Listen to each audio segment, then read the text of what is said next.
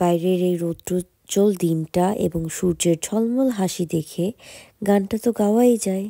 চলো না ঘুরে আসি অজানাতে, যেখানে নদী এসে থেমে গেছে। কিন্তু আমি তো গানই গাইতে পারি না, তাহলে আর নদীর কাছে যেয়ে কি হবে? কিন্তু এমন একটা জায়গায় যাব যার সৌন্দর্য দেখে চোখটা ঠিকই থমকে যাবে। হ্যালো এভরিওয়ান, কি বলবো, কিভাবে শুরু করব কিছুই বুঝতে পারছি না, কারণ চোখ ধাঁধানো সৌন্দর্য সামনে অপেক্ষা করছে। কতক্ষণে সেই সৌন্দর্য দেখব, ভেতরে ঢুকবো, এই অপেক্ষাতেই আছি। দাঁড়িয়ে আছি সাতুদো ফন্টেনব্লু এর সামনে। এটা এখানকার একটা সেকেন্ড ফেমাস সাতু, যেখানে আমরা ঘুরতে এসেছি।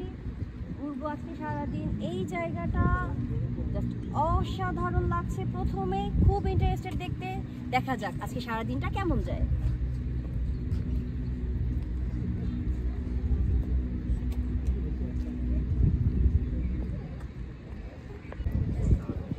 দাঁড়িয়ে আছি সাতুদো ফন্টেনব্লু সামনে, আর এই সাতুটা হচ্ছে ভার্সাইয়ের পরে সেকেন্ড মোস্ট প্রিফারেবল, যেটা 1981 সালে ইউনেস্কো ওয়ার্ল্ড হেরিটেজ সাইটের স্থান দখল করে নেয় এবং 1927 সাল থেকে এটা মিউজিয়াম হিসেবে পরিচালিত আছে।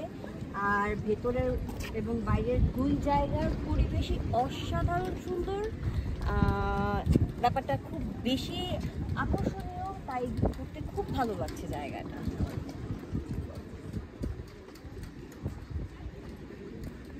সামনের এই বয়স্ক যুগলকে দেখে মন এবং চোখ জুড়িয়ে গেল। আমার বেঁচে থাকার প্রার্থনাতে আমি বৃদ্ধ হতে চাই তোমার সাথে, গানটি হয়তো তাদেরই জন্যে। গ্র্যান্ড পার্টার, এটা 1660 সাল থেকে স্টার্ট হয়েছে।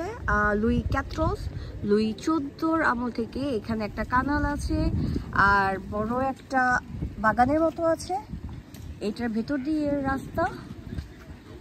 এর ভেতরে হচ্ছে এখন দেখব কি কি আছে। সম্ভবত যে ফাউন্টেনটার কথা বলা হয়, হ্যাঁ এটা এখানেই আছে। এই যে এখানে দেয়া আছে ডোমাইন দো ফন্টেনব্লু, এখানে এর বাকি ডিটেল দেয়া আছে।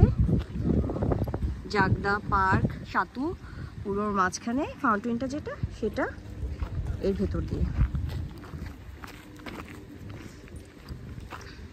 ওই তো গাছের নিচ দিয়ে আমরা দূরে দেখতে পাচ্ছি সেই ফাউন্টেনটা। এখন আমরা ওখানেই যাব।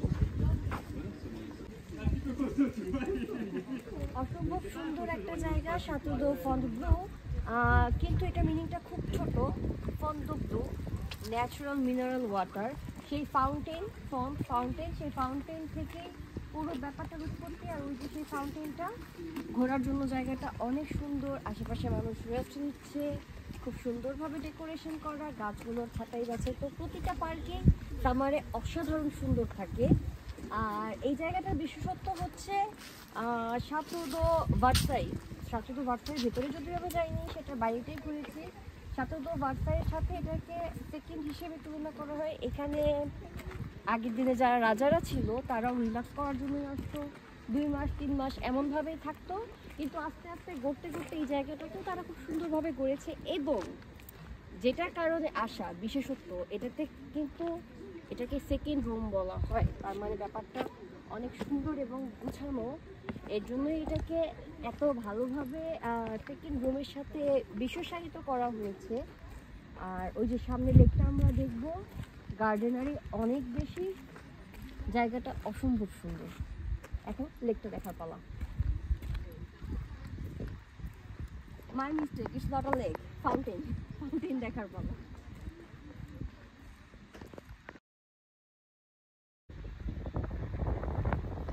প্রকৃতি প্রেমী হওয়ার জন্য অনেক সৌন্দর্য, অনেক বিশালতা, অনেক দামি দামি জায়গায় যাওয়ার প্রয়োজন হয়তো বা পড়ে না, কারণ সৌন্দর্য আসলেই খুব ছোট ছোট জিনিসে লুকিয়ে থাকে। হয়তো এই ছোট ফুলটায়, হয়তো এই সাদা ফুলটায়, হয়তো বা এই ঘাসে, অথবা এই সুন্দর নীল আকাশে।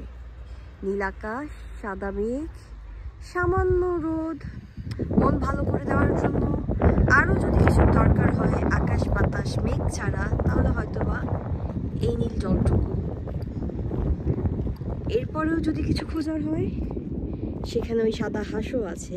আর কি লাগে, একটা সুন্দর দিন উদযাপনের জন্য প্রকৃতির এই সৌন্দর্যই বিশাল একটা ব্যাপার। অনেক কিছু, আর কিছুরই হয়তো প্রয়োজন হয় না। মানে শুধু চোখ জুড়িয়ে যাচ্ছে না, আমার মন ভরে যাচ্ছে। একটা ভেতর থেকে প্রশান্তি আসছে জায়গাটায় দাঁড়িয়ে। মনে হচ্ছে হ্যাঁ, এই জায়গাটায় দাঁড়িয়ে থাকলেই তো ঘন্টার পর ঘন্টা পার করে দেওয়া যায়। অসম্ভব সুন্দর বিশালতা। ছবি দেওয়ার পোস্টের সাথে সাথে তাদের রাজনৈতিক আলাপ আলোচনা চলছে। তারা যে কি গুরুত্বপূর্ণ বিষয় আলোচনা করছে তা আমি জানি না, কিন্তু চিল মুডে আছে। এই তো এই কাকা ভাতিজা, তাদের মতো চিল মুডে খুব কম মানুষই আছে। তারা তাদের মতো ঘুরছে ফিরছে, গান গাইছে। পোক দৌড়ে গোল্ডেন গেট, এটা হচ্ছে এই সাতুদো ফন্টেনব্লোর আরেকটা স্পেশাল গেট। এটা পুরোটাই এই গোল্ডেন কালার ডেকোর করা। এই যে গোল্ডেন কালার ডেকোরেশনের সাথে এই তো পিছনে বিশাল বড় এক বিল্ডিং। এটা হয়তো এই গোল্ডেন ডেকোরেশনের জন্যই পোক দৌড়ে বা গোল্ডেন গেট লেখা। বাকি ডিটেল এখানে দেওয়া আছে। ডেকোরেশনটা কিন্তু অনেক বেশি জোস। আর এর ভিতরে দুটো পেন্টিংও আছে।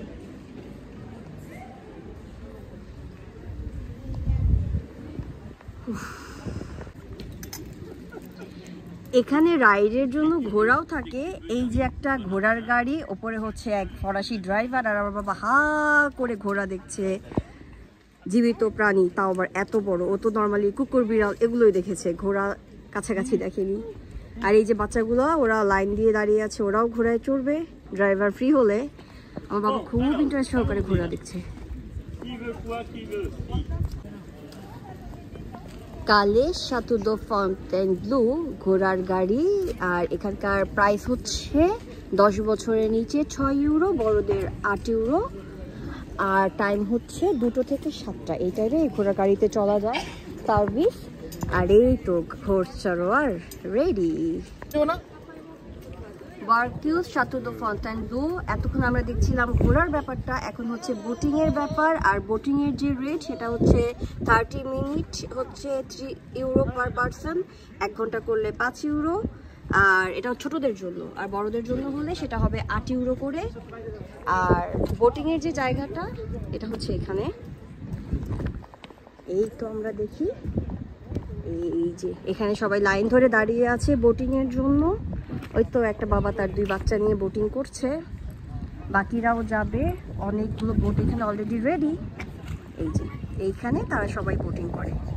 আর এইখানে আমার ছেলে, তার বাবা, মামা সবাই দেখছে। ও এখানে মাছও আছে, অনেক বড় বড় মাছ আছে, অনেক বড় বড় মাছ। Wow.